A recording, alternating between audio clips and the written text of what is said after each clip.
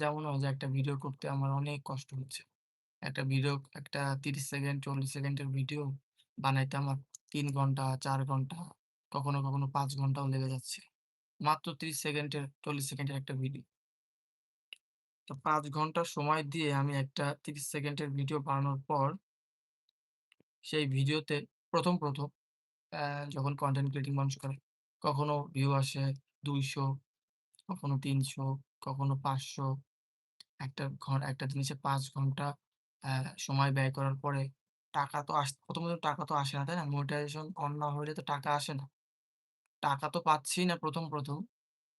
ভালো যে ভিউ পাবো যে না ১ম যদিও করি একটা কোয়ালিটি ফুল অনেক মানুষ আছে কি প্রতিদিন সকালে একটা, দুপুরে একটা, বিকালে একটা, রাত্রে একটা।